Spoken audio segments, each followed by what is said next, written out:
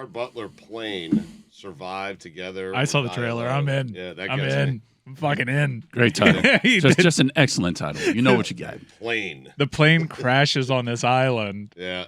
that has like a bunch of terrorists on it. Yeah. And he was transporting this dangerous convict, and everyone on the plane is being held hostage by these terrorists, leaving only Gerard Butler Of course. and this deadly convict Yeah. who was in jail for all the wrong reasons, and like Gerard Butler has all this military training, and Gerard Butler's like, I have to get my passengers off this island. Goosebumps. Yeah. So. You guys are basically buying in right now on can I watch 90 minutes of Gerard Butler just being a thick human being with meaty hands? It's too short. Yeah, I mean, he's really he's really filled this lane of just, is it good enough to be a theatrical release? I don't know, but it's still going to be fun. What I wanted to be a fly on the wall for the marketing meeting. What do we call this thing, guys? How about plane? Nailed it. Nailed it. I mean, How about plane? Whoa! And it's going to be a monster just because it's Gerard Butler in a plane. yes, of the course. plane? No. Nope. No, not the plane. Airplane? Been done. Been done. Plane. Snakes on a plane. We've done it. Yeah. We've done it. What about island plane? No. Too wordy. That sounded like you're Gerard Butler. What about flight? Oh. Nope. No, Done. no, done. That's good. That's good. Keep thinking. Keep going. Keep going. Fly. Plan. Flight plan. No, that's been done. That's been done. That's No, been done. no, that's been done. Plan. I Something's wanted missing. Is it an E? I wanted to change the name of it to PLAIN, but I'm like, I can't. It would be dishonest. It's Gerard Butler landing, and there's nothing plain about it. Yeah. Gerard Butler is a fascinating actor, right? The first movie I ever watched with Gerard Butler was Phantom of the Opera. Yeah. And no movie he's ever done since has been anything like that. He killed it. He was great in He was a great Phantom. I disagree with you because I would say the first movie of his that I believe I saw was Gladiator, and No, there's been no, no movie like that No. I have seen since. That was Russell Crowe. 300 Yeah. was a I'm movie. you sorry, think my about. bad. Wow, my that's bad. a major big fine, fine. man. That's a big fine, I think. I thought Gerard Butler had some, ancillary role in Braveheart. Thank you, Roy. They're similar movies, so you understand No, but my Dan made mistake. me No, think it's that, still a right. fine. You're right. Okay. It's still a $5 It's fine. $20, so. But Gladiator, that movie, he's been living off the fumes of getting his abs ripped on that movie for about a decade. Performance-enhancing drugs all over that, and the art direction, CGI, it's just... The lighting was very good on that film, but they were also incredibly jacked. Have you ever watched The Ugly Truth? Because after he became an action star, he went into rom-coms. Yeah. The Ugly Truth is an interesting film because you try to figure out as a viewer which actor has a tougher time overcoming their big challenge. For Gerard Butler, it's his accent. For Katherine Heigl, it's likability. Which she didn't end up being able to parlay, right? Her career sort of just ended, right? And Gerard Butler continues with Plane. Yep. And Take it off. I refuse. I'll allow it. Thank you. I saw Knocked Up in theaters with my grandma in 2008, Hold on a and second. we left Hold on. because it was too racy. Thank you.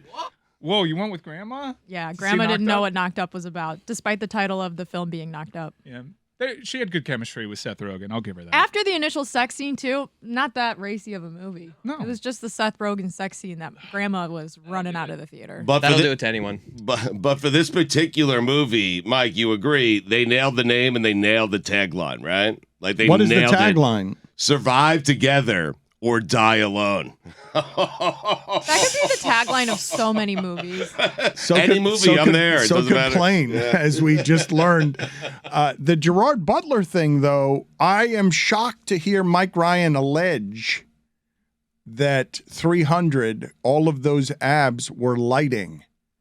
I don't agree. I read No. all the fitness magazines were selling what the workouts were for that movie because everybody was so ripped because all of them were wrestling bears for 8 hours as part of their workout. No, they were all in crazy shape, but they shaded in abs and made them really pop with lighting and makeup. Come on, guys. You know, it's Hollywood.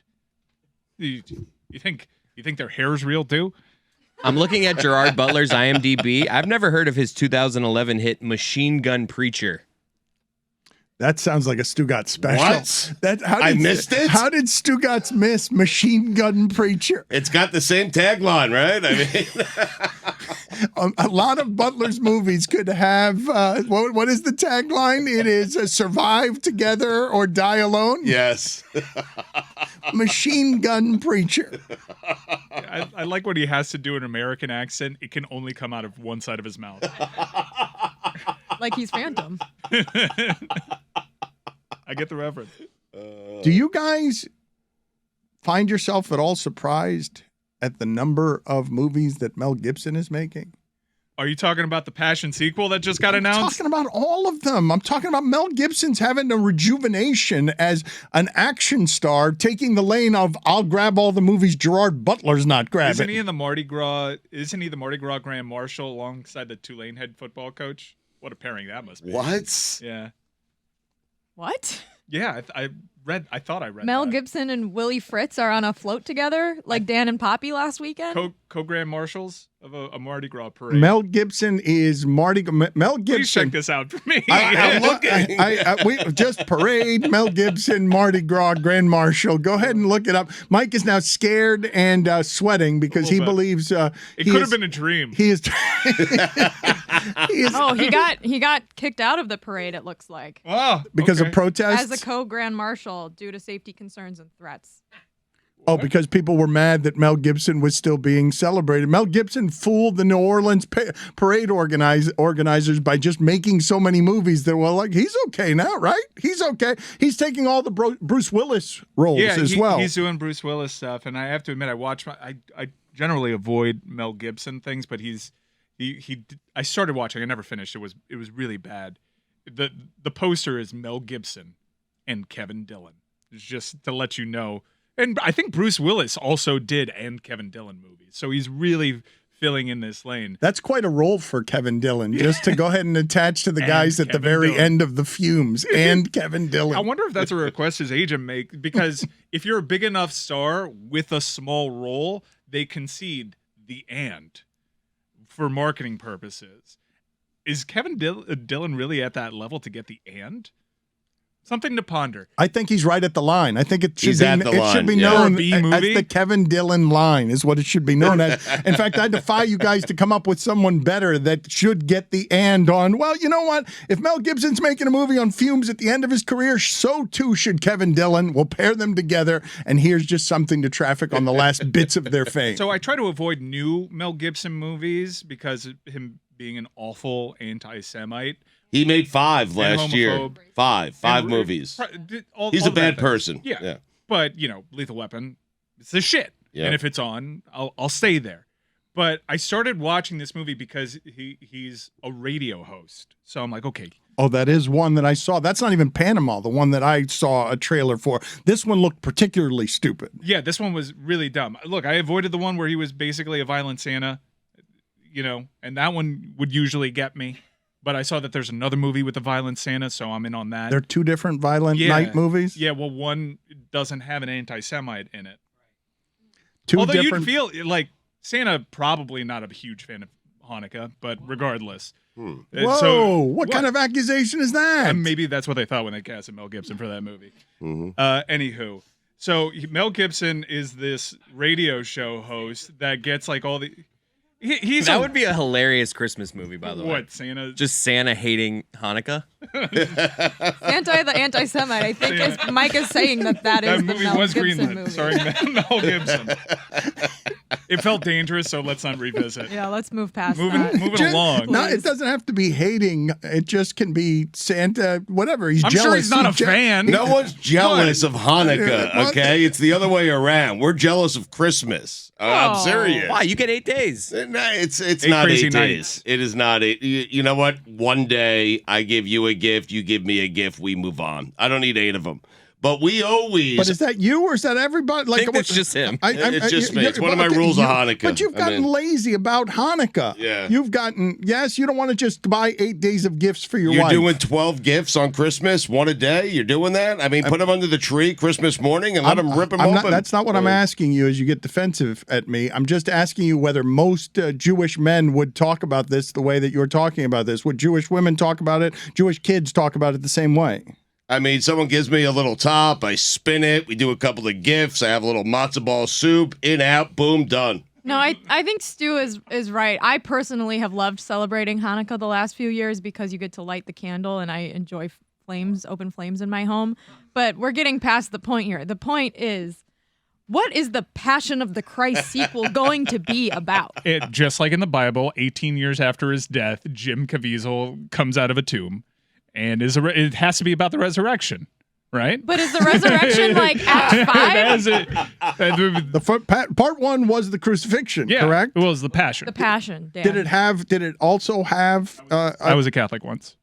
Did it also have a resurrection in it? No, I think it died with him being on the cross, yeah. right? It was just Or the movie ended. I mean, it was a lot of the contrast. Wow, yeah. what a weird. Happy ending on that one. Look, this is a very dangerous segment. Let's keep pushing along though. We haven't stepped in it. Let's move forward into the sequel of the Passion of the Christ. Is the resurrection in the final act, or is that Act 1, and then like the 40 days that Jesus is roaming around before Pentecost? Could this be about the that film? so they can have a third film so that Mel Gibson can parlay it into a trilogy of Passion of the Christ? What if it's the Rapture?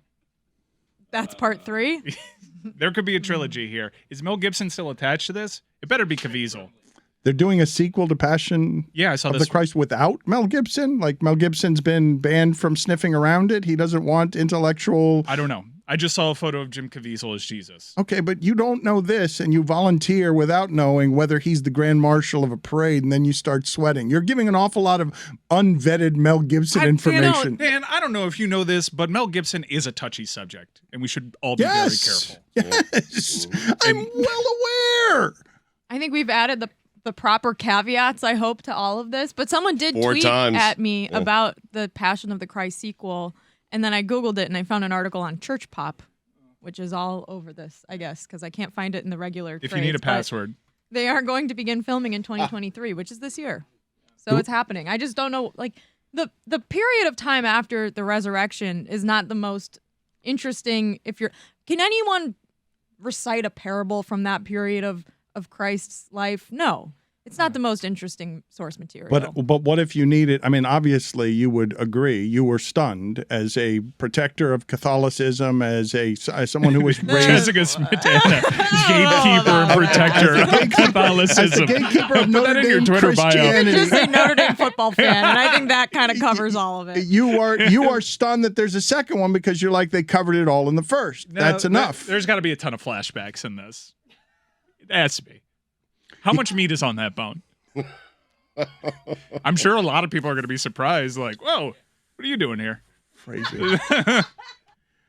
I wanted Stugotz. I don't know whether or not you have heard some of the sound to emerge from Dana White getting in front of microphones, and I haven't seen a whole lot of what I'm witnessing here before covering sports, Stugotz, because you rarely have a situation where a very powerful white man hits a woman on camera and then sort of decides his own punishment and comes out and talks and is the first one to talk publicly about this because all of his bosses are afraid to talk about it because he doesn't really have any bosses.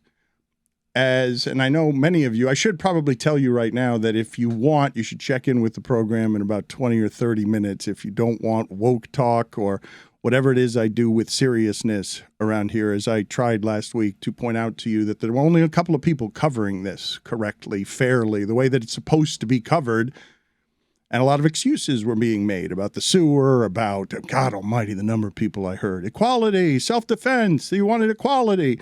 And even Dana White came out yesterday. It's like, please stop apologizing for me. Please stop excusing me. He had to tell the cavemen in his audience, somebody who spoke at the Republican National Convention, somebody bald, white, and in power had to tell his cavemen, back off, I'm wrong.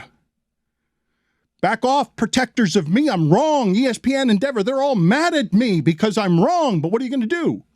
Suspend me? It just hurts the business. It just hurts the money. I should have left in 2016. I've got $1 million limit at blackjack in Las Vegas that I want. They won't give it to me. I want to bet $1 million. I don't need any of this. What are you going to do? Suspend me? He's apologetic, but he decides his own punishment. I've never seen it. It's kind of crazy. He does have bosses, I guess, in that he has shareholders, right? And like if they decide they no longer want to be a part, or they sell their stock and the stock goes down, those technically are his bosses. But you're right. It's odd to have a guy who kind of makes his own punishment and doesn't really have to answer to anybody. Like, imagine if this were Roger Goodell. I don't want to go too far down the path. I tried to point it out to you last week, and now what you're getting, Stugotz, because I know many of you are tired of race talk at every turn, and Lord knows you're tired of it with me for a long, long time. But Jamel Hill is writing, hey, Stephen A. Smith, what are you doing on ESPN going so soft at Dana White as a whole lot of black people are noticing, Stugotz, at a difficult time in America? Hey, the white guy's just going to slap a woman on video and it's going to be good? He gets to decide his own punishment? Like, you're pressing on some privilege there that I have not seen a whole lot in sports when it breaks down on racial lines, because every time a black person is in trouble, there's a great deal of zealotry around what the criticism is, including from Stephen A. Smith. And so when black people are looking for, hey, who's going to stand up to this? This ain't right. Like Endeavor, no comment. ESPN, no comment. UFC, no comment. Time Warner on the slap fighting show, they push it a week. No comment, no comment, no comment. Ari Emanuel, no comment. Everybody goes running. The white guy's on video slapping a woman. He's not defending it. Why is his audience defending it so much that he's like, again, spoke at the Republican National Convention. He's like, guys, back off. I'm wrong. Like, how is that happening quietly in 2023? Well, he's saying he's wrong, but he's also saying, I'm not going to punish myself. I get no punishment. And you're asking what? Here, Stugotz, here's what he actually said. Okay. He offers up an actual punishment that he is suffering. What should the repercussions be? You tell me. I take 30 days off? How does that hurt me? I mean, I told you guys when we were going through COVID could last 10 years. I could set it out, and it's much like COVID, actually. You know, me leaving hurts the company, hurts my employees, hurts the fighters. Doesn't hurt me. I could have left in 2016. Do I need to reflect? No, I don't need to reflect. The next morning when I woke up, you know what I mean? I've been against this. I've owned this. I'm telling you that I'm wrong. We've had plenty of discussions internally with Ari, ESPN. Nobody's happy. Nobody's happy about this, you know. Neither am I. But it happened. And I have to deal with it. And what is my punishment? Here's my punishment. I got to walk around for however long I live. Is it 10.4 years or is it another 25 years? This is how I'm labeled now. My other punishment is that, you know, I'm sure a lot of people, whether it be media, fighters, friends, acquaintances who had respect for me might not have respect for me now. I mean, there's a lot of things that I'm going to have to deal with for the rest of my life that are way more of a punishment than what? I take a 30-day, 60-day absence. That's not a punishment to me. The punishment is that I did it. He's not wrong about that. As it relates to him, the greatest problem. But you can say here that about for him, all his fighters. You could say it about anybody in Scandal, that one of the greatest shames, if you're not incarcerated, is that you have to live with the indignity of people making that moment who you are and losing respect for you. But that's a shame that befalls everyone who gets a great deal of much more criticism in the media and consequences than what it is that Dana White has suffered. Again, the greatest consequence, he's right, the greatest consequence is his shame. Right. Because it can't be, they delayed slap fight as a league for a week. That can't be the greatest punishment to this. But to your original question of why his fan base is defending him, maybe not defending him, but supporting him a little bit is... No. Well, Dan, do you agree if he walks away for 30 to 60 days, the sport is weaker? No, Stugotz. The sport can function just fine without him. The business would take a hit, and businesses often should take a hit when punishing powerful people for bad behavior, with shareholders or others. Don't tell me they haven't been defending him, because this particular caveman community, it's not all of you, it might not even be the majority of you, been fighting with these knuckle draggers for 15 years. And there is a lot of she hit him first. There is a lot of he was defending himself, let a woman come to me. That Dana White had to put his voice on, please stop defending me, you idiots. Like, do not defend this. I know, and it's gross, and they are gross for defending it. But what did you expect? Like, you've been following the sport as close as anyone for years. What did you think his fan base was going to do? Like, I think that people fundamentally, I want them to be decent. okay. Like, I don't expect. We all do, Dan. But I do not expect. Even he said he was surprised, Stugotz. He was not expecting. Why is there an outpouring of defense for me? I am not a victim. But let a black man do that on video and see if he's someone who gets a lot of defense and ends up saying, please, please, guys, stop defending me. Because it won't work that way.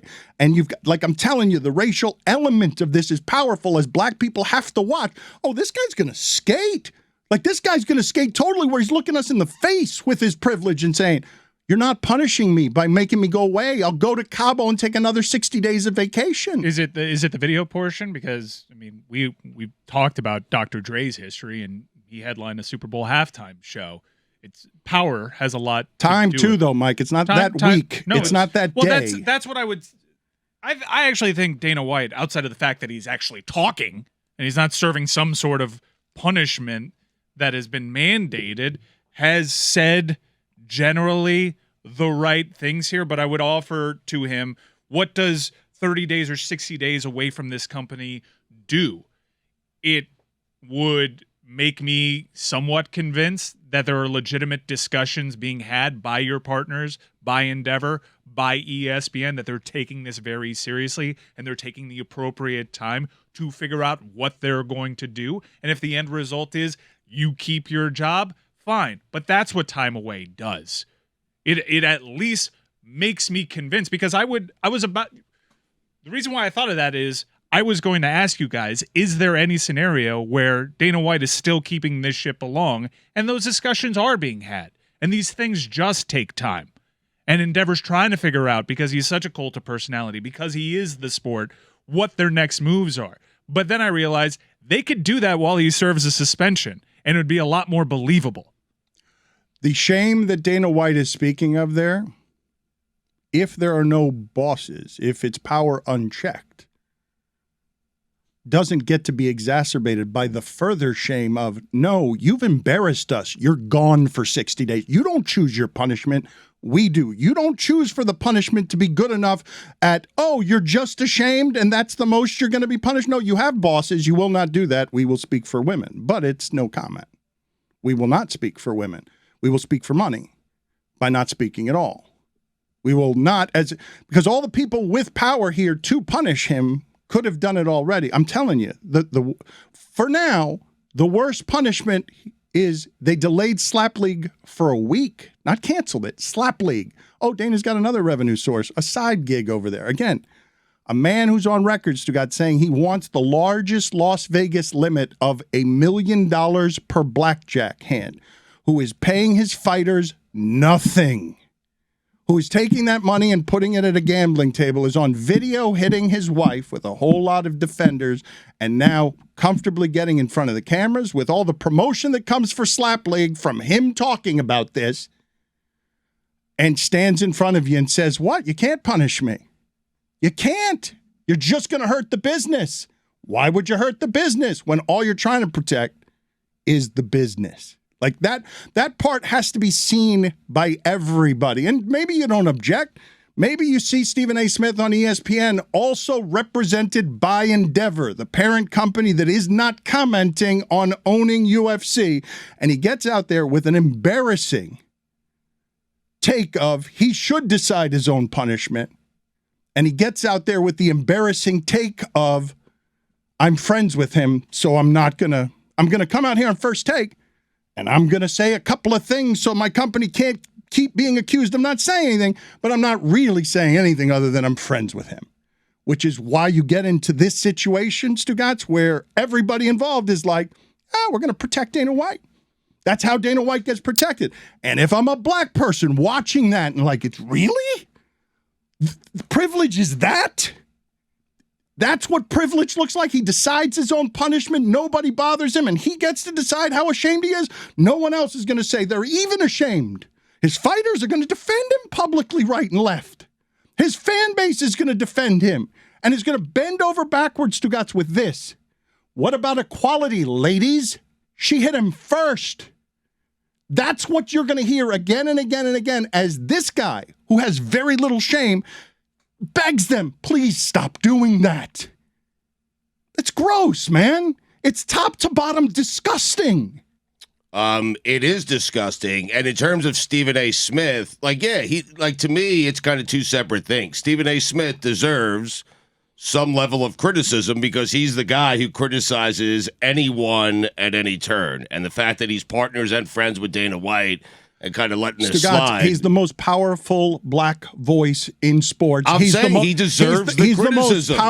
He's the most powerful person. He is the face of ESPN. Right. He is a spokesman for black people. His words echo from coast to coast and beyond. Are his words strong enough, Dan, to make Dana White sit down, reevaluate the situation, and say, hey, you know what? I'm going to step away from the sport for 60 days. The problem is he has no bosses. The only boss that he has no one to answer to, he has shareholders. If that's their decision, they can make that decision. They can speak with their money. They can ask him to walk away for 60 days. I'm not certain. I understand the criticism of Stephen A. Smith, and he should do more, and he should use the platform more. But what's it going to do in the end? It's going to put pressure on those shareholders. Okay. So those shareholders must respond to public pressure. Okay, but they shouldn't need Stephen A. Smith to put the pressure on Dana White is my point. When this started, Stugotz, what did I tell you? I said, let's watch how this is covered, because only if media outrage rises to a certain level does it stay in the news stream long enough for people in power to feel it. ESPN went to it a little late because Damar Hamlin was dominating the coverage. It's understandable. Yeah, they're covering it right now. It's on Get Up. Because he's spoken about it is why they're covering it, because he's now added a news element to this. I'm just presenting an argument. If he's suspended, he is not being held accountable in front of microphones and having to answer these questions, which would be a convenient part of a suspension for him. He's facing these questions and giving ESPN more reasons to discuss his story by being present, by answering them. The questions you're asking me about Stephen A. Smith, Stugotz, what I told you at the beginning of this, okay, was that without media noise around this, it cannot grow into consequences. It will not grow into consequences. It will not keep people's attention.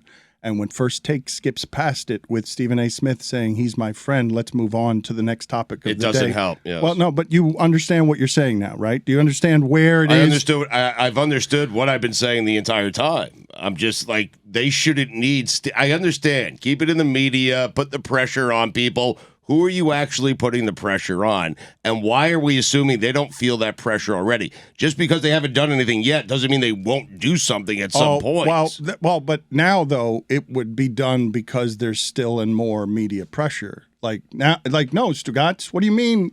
They haven't done anything until now, and it would have been pretty easy to do something before now. It would just even hey, sit over there for a little while we figure this out is the bare minimum, but you haven't gotten the bare minimum. You've gotten nobody talking about it because it protects the money in a way that needs to be seen, is what I'm telling the audience, I'm telling you, and I'm telling everybody. Notice all the conflicts and the compromises and where people get protected.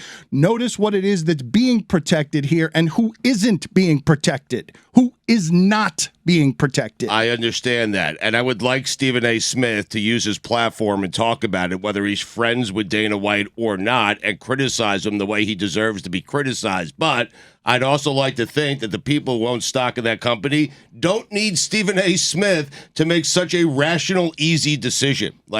And the fact that they haven't is disappointing. It's disappointing. It is. But I'm not certain if Stephen A. Smith, as powerful as he is going to get them to change their minds. Stugotz, but how much moral do you do with your stock? Like how much more? What stock? You're putting this on stockholders to cost them money, and Endeavor did lose money initially, and then bounce back on what the hit of that was. Like, what are you're asking the stockholders to be responsible for? You're wondering who his boss is. He doesn't have one. He makes his own rules. They can impact it in a way that we can't, that no one can.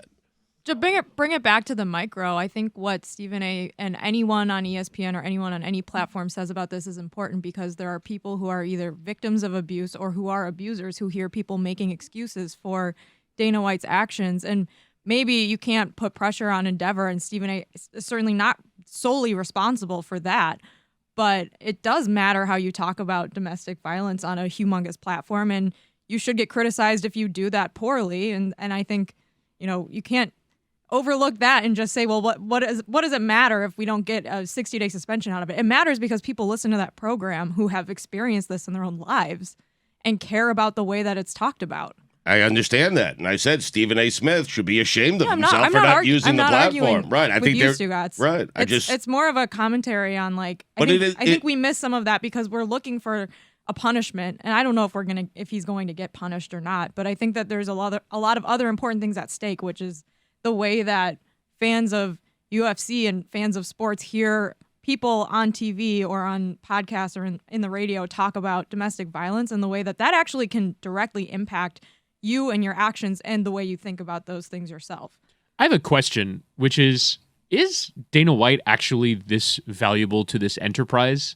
Because I don't understand. Like, they can get someone else to, like, you're not talking about the number one fighter. You're talking about the guy who talks about the fights, who organizes the promotion. Like, I do think that, I'm confused as to why Endeavor thinks that he's this indispensable, that somebody else couldn't run this business. I would argue that Dana White believes, and I know a lot of people listening to this think that I hate Dana White. If you know the history of this show, I love mixed martial arts, and I was one of the first mainstream supporters of the Carnival Barker coming and being outrageous and selling his silly circus sewage to the masses so that fighting could have another competitor. So for those of you who think I'm biased because I simply hate this man, you would be wrong. This is not personal. It's seeing the evolution of what's happened here, and I believe that job is probably a lot harder than we think it is. I believe that him as the inventor and founder probably knows more about the nooks and crannies of how to run, how to get up and running during a pandemic when no one else can. I believe that he is that powerful, and they pay him that way because his value to the company is, I will keep the fighters down, I will not bring in unions, I will continue to keep the price point where it is, I will continue to grow, I will make all the right partnerships. I am the sport. I am the sport. Give me $1 million limit on my blackjack hand at Vegas. I'm the sport.